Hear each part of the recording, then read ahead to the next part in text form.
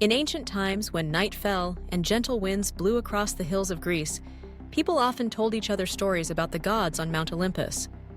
Those stories were not always full of magic or glorious deeds. Sometimes they were just quiet, sad tales about unfulfilled love, about humans and gods forever searching for something they could never reach. The first story is about Io, a beautiful young woman living by the Inachus River. Io had no idea that her pure beauty had caught the eye of Zeus, the supreme god of the sky. Zeus, as usual, could not resist temptation and tried every way to get close to Io. But Hera, Zeus's wife, was a goddess full of jealousy and vigilance. To hide the secret affair, Zeus transformed Io into a white cow.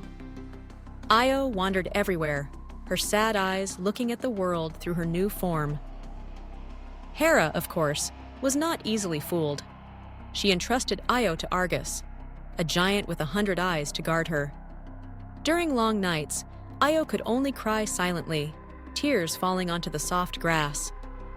Finally, with the help of Hermes, Io was freed, but had to wander the world, enduring loneliness that no one could understand. Only when Hera softened did Io return to being human, but the wound in her soul remained forever, like an indelible scar. Next is the story of Callisto, a huntress attendant of Artemis, the goddess of the hunt. Callisto vowed to remain chaste for life, devoted to Artemis in the forest. But Zeus, once again, was captivated by that pure beauty. He disguised himself as Artemis to approach Callisto, making her unable to resist. When the matter was discovered, Artemis angrily expelled Callisto from her retinue, and Hera, out of jealousy, transformed Callisto into a bear. She lived alone in the forest, always avoiding humans and gods. Many years later, Callisto's son, Arcas, grew up and almost killed his mother while hunting. Zeus, feeling pity, took them both to the sky, turning them into the constellations Ursa Major and Ursa Minor. But even up high, Callisto always looked toward the earth, longing to once again become human and live the peaceful life she yearned for. The third story tells about Europa, the princess of Phoenicia. One morning, while Europa was picking flowers by the seaside, Zeus appeared in the form of a beautiful white bull and gently approached her. Europa stroked the smooth fur, unaware that she was near the most powerful god. Zeus gently lifted Europa onto his back, then suddenly plunged into the sea, crossing the vast ocean to the island of Crete. There, Zeus revealed his true form and expressed his love for Europa. But Europa, despite being loved by Zeus, never returned home.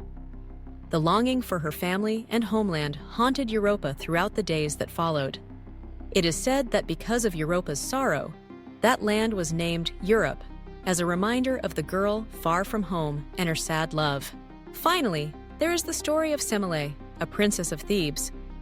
Zeus loved Semele so much that he often secretly visited her at night. Hera, as she had done many times before, would not leave it be. She disguised herself as an old woman, approached Semele, and planted doubts in her heart about the true identity of her mysterious lover.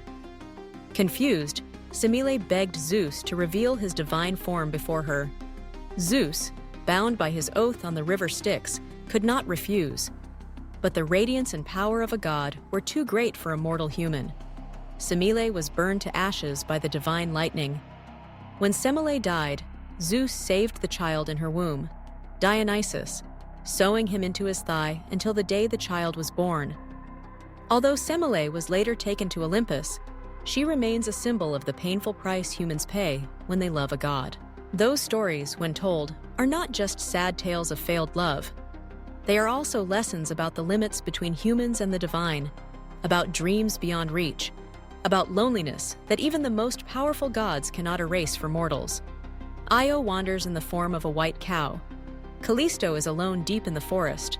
Europa is forever far from home. Semele pays the price for her trust and desire to see the truth. All are traces of the encounter between the finite and the infinite, where the price of love is often sorrow and loss. Under the Greek moonlight, those stories were passed down, gently drifting into the sleep of many generations. There were no heroic battles or dazzling magic, only the sighs of souls forever restless. And perhaps, amidst those sad tales, people found a bit of peace, for all pain will eventually be soothed by time, and the stars in the high sky will forever remind us of those who once loved, once cried, once hoped, once dreamed, even if only for the briefest moment of a lifetime.